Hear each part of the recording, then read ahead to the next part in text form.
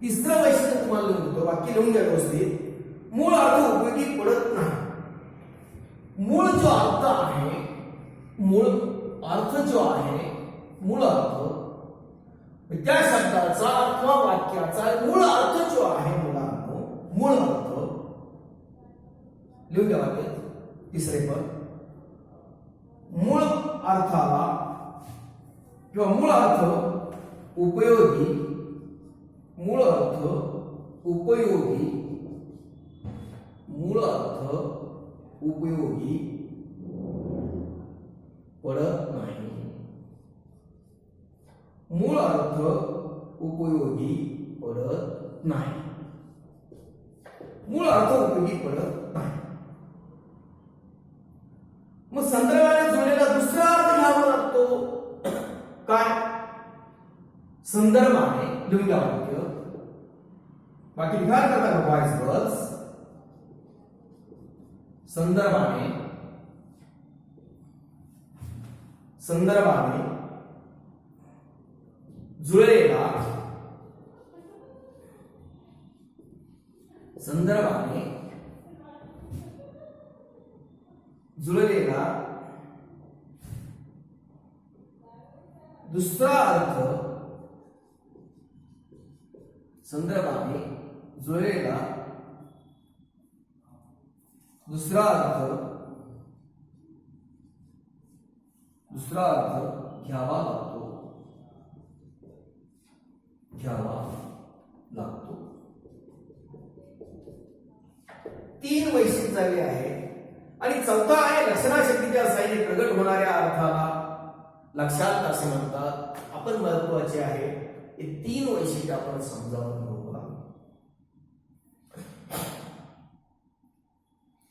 तीन वैशिष्ट्ये लक्षणाचे समजून घेतो आहे. मित्रांनो, लक्षणा ही शब्दशक्तीची दुसरा प्रकार आहे. लक्षणा हा शब्दशक्तीचा दुसरा प्रकार आपण बघतोय मित्रांनो. त्याचं पहिलं वैशिष्ट्य आहे काय मुलांनो, दुसरा अर्थ सूचित होतो. मित्रांनो, विद्यार्थी मित्रांनो, लक्षणा शब्दशक्ती अशी आहे रे. या शब्दशक्तीमध्ये त्या वाक्याचा तो अर्थ आपल्याला भेटत नाही, वेगळा अर्थ भेटतो आहे.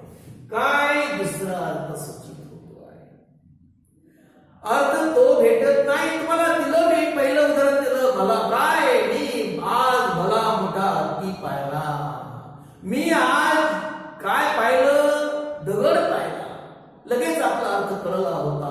हो, ती होती अभिलाषा. लगेच अर्थ कळला.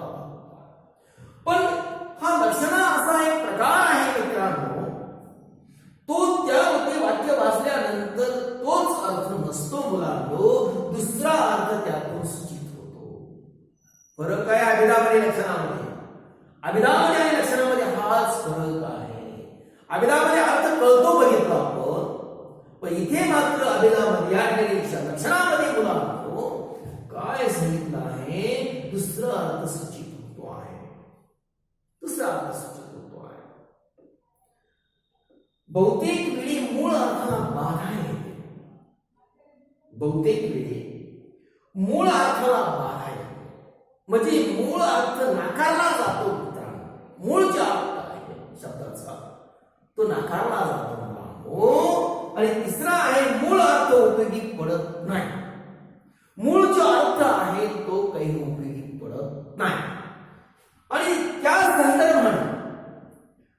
संदर्भाने जुळलेला दुसरा अर्थ आपल्याला घ्यावा लागतो. आपल्याला घ्यावा. त्या संदर्भाने जुळलेला दुसरा अर्थ आपल्याला विचारात घ्यावा लागतो, आपल्या लक्षात घ्यावं लागतं. ही आहे विद्यार्थी मित्रांनो लक्षणाची काय आहे? वैशिष्ट्य आहे.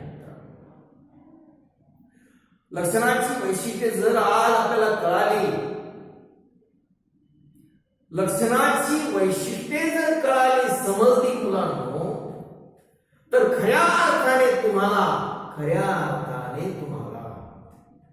लक्षणा ओळखायला अवघड जाणार नाही मुलांनो, नाही. खूप सोपा हा एक प्रकार आहे. फक्त आणि फक्त काय करा, वैशिष्ट्य पाठांतर करा. हे पहिलं आपल्याला वैशिष्ट्य पाठांतर करावंच लागणार आहे. दुसरा अर्थ सूचित होतो, जे उदाहरण आहे, वाक्य आहे, त्याचा दुसरा अर्थ सूचित होतो. बहुतेक वेळी मूळ अर्थाला बाधा येते.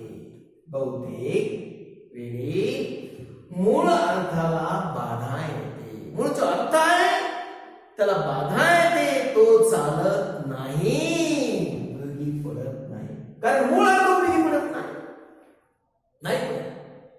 असं वाक्य असतं तर ते वाक्य जे असं असतं तर त्या ठिकाणी मूळ अर्थाला काय ते बाधा येते, मूळ अर्थ उपयोगी पडत नाही. आणि त्या संदर्भाने जुळलेला दुसरा अर्थ काय करावा लागतो, दुसरा अर्थ घ्यावा लागतो. ठीक आहे. आणि अशा प्रकारे मुलांनो लक्षणाशक्तीच्या साह्याने प्रगट होणाऱ्या या अर्थाला काय म्हणताय, लक्षार्थ असे म्हणताय. ठीक आहे. आता मुलांनो तुम्ही ही वैशिष्ट्य पाठांतर करा, लिहून घ्या. पहिलं वाक्य वाचतोय पूर्ण. दुसरा अर्थ सूचित होतो. बहुतेक वेळी मूळ अर्थाला बाधा येते. मूळ अर्थ उपयोगी पडत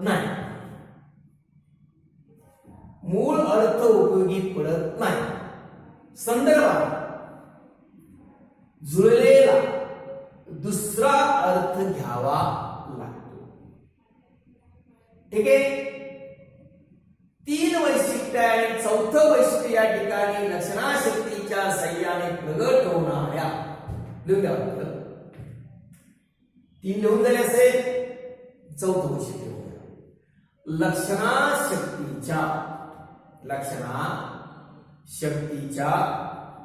साह्याने प्रगट होणाऱ्या, लक्षणाशक्तीच्या साह्याने प्रगट होणाऱ्या या अर्थाला, प्रगट होणाऱ्या या अर्थाला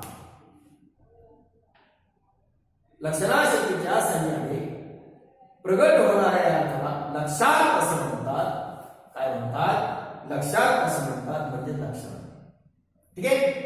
अशा प्रकारची आपण मुलांना वैशिष्ट्य बघितली आणि यात आपण एक उदाहरण मात्र आता घेऊया. ठीक आहे. व्यवस्थित ही वैशिष्ट्य पाठ झाली तर तुम्हाला लक्षणावर होत आहे. वैशिष्ट्य पाठांतर जर असेल तर मुलांनो शब्द शक्ती ओळखता येते. तुम्हाला सुरुवातीला मी आदिदा शिकवली, तिची वैशिष्ट्य तुम्हाला पाठांतर करायला लागलेली आहे आणि पाठांतर करा मला समजायला. ठीक आहे. आपण लक्षणाची सुद्धा बोलावतो त्याच पद्धतीने वैशिष्ट्य मी बऱ्याच वेळा रीड केली आहे का, तो तुम्हाला ते वाक्य ओळखता आलं पाहिजे. सर्वात महत्त्वाचं गोंधळ झाला नाही पाहिजे. ठीक आहे. मग हे तिन्ही वाक्य लिहिली असेल तुम्ही. दुसरा अर्थ सूचित होतो. बहुतेक वेळी मूळ अर्थाला बाधा येते. मूळ अर्थ उपयोगी पडत नाही. त्या संदर्भाने जुळलेला दुसरा अर्थ घ्यावा लागतो. इथपर्यंत आपण वैशिष्ट्य बघितली मित्रांनो. आता उदाहरण देतो आहे आणि फळांची करत आहे. लिहिला असेल नसेल तर पटकन लिहून घ्या. आता काही वेळ नाही, भरपूर वेळ लागतो. ठीक आहे. पुढे बघू आपण. आता एक वैशिष्ट्य समजण्यासाठी लक्षणाचं एक वैशिष्ट्य बघा काय आहे. बघा माझ्या वाक्य बघा मुलांनो. माझ्या घरावरून माझ्या घरावरून हत्ती गेला. माझ्या घरावरून हत्ती गेला. माझ्या घरावरून हत्ती गेला. माझ्या घरावरून हत्ती गेला. घरावरून मुलांनो, या ठिकाणी विद्यार्थी मित्रांनो, माझ्या घरावर हत्ती गेला. कमाल आहे. तुम्ही मनात विचार करा. सरांनी आपल्याला वाक्य दिलं आहे. काय वाक्य दिलं आहे मित्रांनो? काय? माझ्या घरावर हत्ती गेलाय. सरांनी असं वाक्य दिलं आहे. वा, सर म्हणतायत घरावर हत्ती गेलाय. एवढा मोठा, भला मोठा घराचा हत्ती घरावरून जाईल कसा सर? असा प्रश्न तुमच्या मनामध्ये निर्माण झाला. तुम्ही मला विचारला असेल, काय सर घरावरून हत्ती गेलाय? कमाल आहे सर. असा एवढा मोठा हत्ती घरावरून जाईल कसा? एवढा मोठा भला आकाराचा मोठा हत्ती आपल्या घरावरून जाईल कसा? पण मुलांना बघा, कारण काय दिलं आहे? वैशिष्ट्य दिलं आहे. लक्षणाच्या तुम्हाला लिहून दिलं मुलांना. काय दिलं होतं? दुसरा अर्थ सूचित होतो. आणि मूळ अर्थाला काय येते मुलांनो? बाधा येते. बाधा येते. लिहून दिलं वाक्य तुला वैशिष्ट्य. वैशिष्ट्य लिहून दिले. वैशिष्ट्य आठवा मुलांनो. दुसरा अर्थ सूचित होतोय. बहुतेक वेळी मूळ अर्थाला बाधा येते. मूळ अर्थ उपयोगी पडत नाही. त्या संदर्भाने दुसरा अर्थ विचारात घ्यावा लागतोय. 3 वैशिष्ट्यात मुलांनो लगेच आपण लक्षात ठेवायचं आहे. पाठांतर झालेली वैशिष्ट्य आहे. काय? माझ्या घरावर हत्ती गेलाय. घरावरून हत्तीने पाय ठेवला, घरावरून गेलाय असा अर्थ नाही रे मुलांनो. नाही असा अर्थ घ्यायचा. घरावरून आपल्या घरावर पाय ठेवला आणि पलीकडे हत्ती गेला असं नाही रे मुलांनो. तर मुलांनो, घरावर पाय ठेवून नव्हे तर काय? घराच्या बाजूच्या वाटेने हत्ती गेलाय. घराच्या समोरच्या बाजूने. घराच्या समोर काय रस्ता आहे? त्या रस्त्याने सरळ हत्ती गेलाय मुलांनो. गेलाय. मग घराच्या समोरच्या बाजूने हत्ती गेला आहे असा अर्थ आहे मुलांनो. असा अर्थ विचारात घ्यायचा आहे. घरावर पाय ठेवून हत्ती नाही रे मुलांनो, नाही. घराच्या समोर रस्ता आहे. त्या रस्त्यावरून काय गेला आहे? हत्ती गेला आहे. हत्ती गेला आहे असा अर्थ काय करायचा आहे? विचारात घ्यायचा आहे. तर ही लक्षणा शब्दशक्ती तुमच्या चटकन लक्षात घेतलाच पाहिजे. काय अर्थ वेगळा निघतोय? काय वाक्य दिलं तुम्हाला? माझ्या घरावर हत्ती गेलाय. हत्ती गेलाय. तुम्ही विचार करा, हत्ती आपल्या घरावर शक्य का जाईल का? नाही. घरावर हत्ती जाऊ शकत नाही. एवढा भला मोठा आकाराचा. मग त्याचा वेगळा अर्थ विचारात घ्यावा लागतो. मग वेगळा अर्थ विचारात घ्यावा लागतो. मग काय? मूळ अर्थाला बाधा येते. आहे बाधा. वेगळा अर्थ विचारात घ्यावा लागतो. मूळ अर्थाला बाधा येते. मूळ अर्थ उपयोगी पडत नाही. मग अशा प्रकारची शब्दशक्ती विद्यार्थी मित्रांनो कोणती आहे? लक्षणं आहे. मग तुम्ही ओळखायचे आहे. माझ्या घरावर हत्ती गेलाय. वा, हत्ती गेलाय याचा, घरावरून गेलाय याचा अर्थ मुलांनो काय झाले आहे? लक्षणा शब्दशक्ती झाली आहे. लक्षणा शब्दशक्ती झाली आहे. कारण तुम्हाला मी स्पष्टीकरणात काय सांगितलं आहे? घरावरून म्हणजे घरावर पाय ठेवून नव्हे मुलांनो. घराच्या समोरच्या बाजूने. घराच्या समोरच्या बाजूने रस्त्याने हत्ती गेला. हा हत्ती काय गेला? याचा अर्थ मुलांना वेगळा अर्थ निघतो आहे. समोरच्या बाजूने रस्त्याने हत्ती केला वेगळा अर्थ निघाला आहे. घरावर पाय ठेवून नव्हे वेगळा अर्थ निघाला आहे. लक्षणा शब्दशेती प्रकार ओळखायचा आहे मुलांनो. लक्षणा ठीक आहे.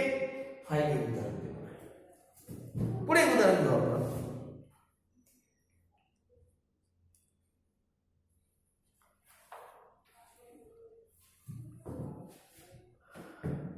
काळ्या काळ्या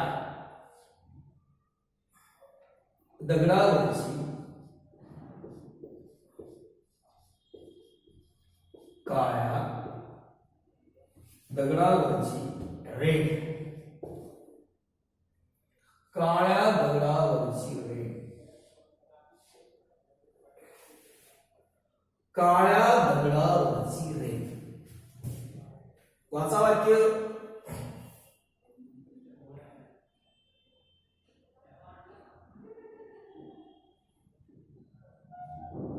आता मुलांनो आपण कधी कधी मित्रांनो काय करतो वाक्य उच्चारून बोलता बोलता आपल्याकडून वाक्य बोलतो. आपण एखाद्या मुद्द्यावर ठाम आहे मग अशा मुद्द्यावर ठाम असणे आपण बोलतो. काय काळ्या दगडावरची रे तुम्हाला असं म्हणतो असं वाक्य बोलतो. काय बोलतोय काळ्या दगडावरची रेघे असं वाक्य आपण वाक्य उच्चारतो. मग काळ्या दगडावरची रे म्हणजे मित्रांनो कधीही नष्ट न होणे चिरकाल टिकणे. काळ्या दगडावरची रेघ याचा अर्थ काय कधीही नष्ट न होणे चिरकाल टिकणे हा अभिप्रेत अर्थ आहे. मग काय सांगितलं लक्षणामध्ये तुम्हाला मी सांगितलं काय सांगितलं मुलांना का वेगळा अर्थ सूचित होतो तो अर्थ विचारात घ्यावा लागत वेगळाच अर्थ विचारात घ्यावा लागतो लक्षणात लक्षात तुमच्या. म्हणून मुलांना काळ्या दगडावरची रेघ मुलांनो काय मग काळ्या दगडावरची रेघ याचा वेगळा अर्थ काय मुलांनो चिरकाल टिकणे. याचा अर्थ काय चिरकाल टिकणे कधीही नष्ट न होणे कधीही नष्ट न होणे. काळ्या दगडावरची रेघ काळ्या दगडावरची रेघ म्हणजे काय त्याचा अर्थ काय मुलांनो तुम्हाला मी सांगितलं अर्थ काय कधी नष्ट न होणे. कधी नष्ट न होणे चिरकाल टिकणे याचा अर्थ आहे. वेगळा अर्थ आहे मुलांनो. जसा याचा अर्थ पहिल्या वाक्याचा वेगळा अर्थ दिला मुलांनो मी तुम्हाला उदाहरणात माझ्या घरावर हत्ती गेला काय पाय घेऊन हत्ती गेलाय घरावर धाब्याचं घर असतं कसं घर मुलांनो एवढा हत्ती जाईल का नाही वेगळा हत्ती आहे. काय घराच्या समोरच्या रस्त्याने हत्ती गेला वेगळा अर्थ विचार इथं विचार घेतला वेगळा अर्थ काय माझ्या घरावर हत्ती गेला घरावर नाही घराच्या समोरच्या बाजू रस्त्याच्या बाजूने काय गेला हत्ती गेलाय वेगळा अर्थ निघत आहे. इथे काय काळ्या दगडावरची नाही मग काळ्या दगडावर काय काळ्या दगड रेघ मारली नाही म्हणून नाही त्याचा अर्थ काय त्याचा अर्थ आहे चिरकाल टिकणे कायमस्वरूपी लक्षात राहणे. मग असे काही वाक्य असतात असं बोलता बोलता अशी असंख्य वाक्य आहे मुलांनो तर ती काय राहतात मुलांनो ती आहे लक्षणामध्ये असतात. कारण त्या वाक्यातून काय होतो ज्या वाक्यातून वेगळा अर्थ सूचित होतो वेगळाच अर्थ प्रकट होतो दुसराच अर्थ त्या काय करतो विचारात घ्यावा लागतो अशा प्रकारची आहे मुलाला लक्षणा शब्दशेती. लक्षणा शब्दशेती. तर विद्यार्थी मित्रांनो अशा प्रकारे काय करायचं आहे आता याचं तिसरं वाक्य तुम्हाला तयार करता येईल ना.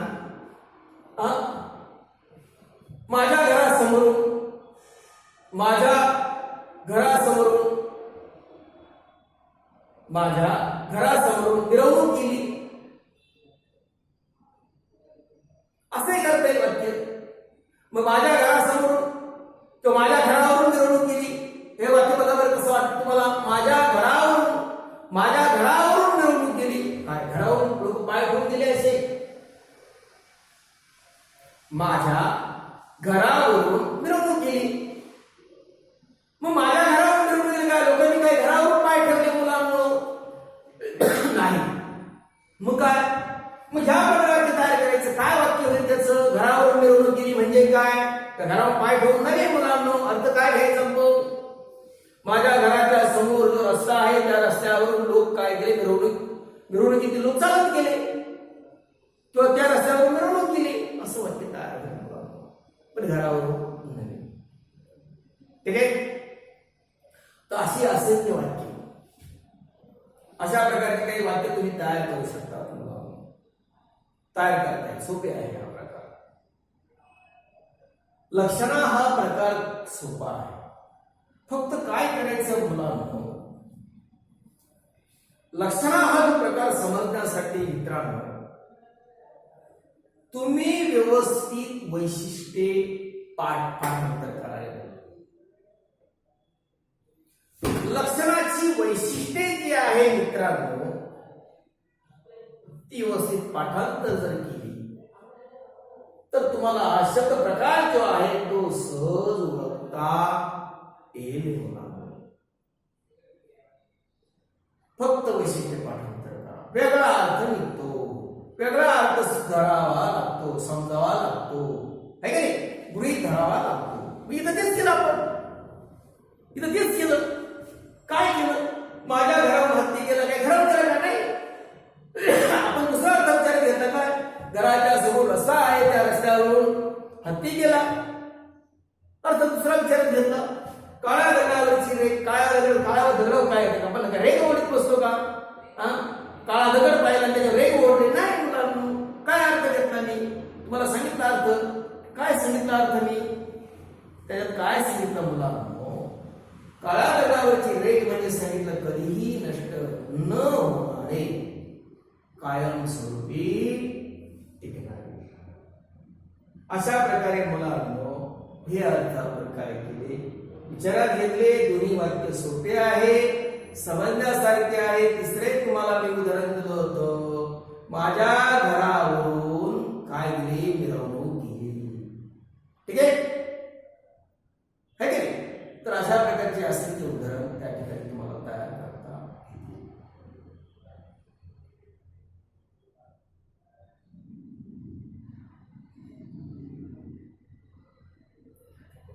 तर याला म्हणतात लक्षण.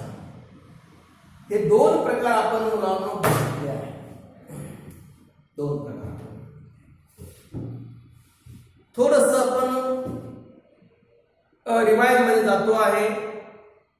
पहिला प्रकार बघितला अभिधा. हा एक शब्दशक्तीतला पहिला प्रकार बघितला. ही शब्दशक्तीची पहिला प्रकार होय. त्यामध्ये मुलांनो वैशिष्ट्यामध्ये आपण बघितली शब्दकोशात शब्दशः अर्थ कळतो.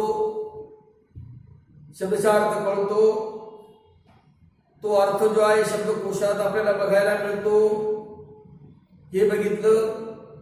आणि त्यामध्ये अभिधामध्ये आपण बघितलं, सांगितलं तुम्हाला मी उदाहरण दिलं होतं. आज जंगलात मोठा हत्ती पाहिला, हत्ती लगेच अर्थ कळाला. दुसरं उदाहरण दिलं होतं तुम्हाला, आज मोठा दगड पाहिला, लगेच अर्थ कळाला दगड. इथं काही अडचण येत नाही. अशा प्रकारे अभिधा ही शब्दशक्ती ओळखण्यासाठी सोपा प्रकार या ठिकाणी होता. दुसरा प्रकार आपण मुलांना बघितला आहे तो लक्षणा बघितला आहे. लक्षणामध्ये तुम्हाला वैशिष्ट्य दिली होती. लक्षणाची वैशिष्ट्य तुम्ही लिहिली सुद्धा असेल. त्यामध्ये दुसरा अर्थ सूचित होतोय. बहुतेक वेळी मूळ अर्थाला काय ते बाधा येते. मूळ अर्थ त्या ठिकाणी उपयोगी पडत नाही. हे तीन वैशिष्ट्य आपण या ठिकाणी बघितले आणि तीन वैशिष्ट्य बघितल्यानंतर आपण या ठिकाणी माझ्या घरावर हत्ती गेलाय, घरावर पाय ठेवून नये, अशक्य आहे घरावर पाय ठेवून, तर त्याचा वेगळा अर्थ तुम्हाला मी काय सांगितलंय मुलांनो, घराच्या समोरच्या रस्त्यावरून हत्ती गेलाय, अर्थ वेगळा दिलाय. हा एक प्रकार समजला असेल. काळ्या दगडावरची रेख, काळ्या दगडावरची रेख, मग मुलाला याचा वेगळा अर्थ काय, कायम स्वरूपी आणि चिरकाल राहणे, स्मरणात राहणे. अशा प्रकारे आपण दोन प्रकार आज बघितले आहेत. तिसरा प्रकार जो आहे तो पुढच्या लेक्चरला घेऊया. ठीक आहे मुलांनो, गुड लक, बेस्ट ऑफ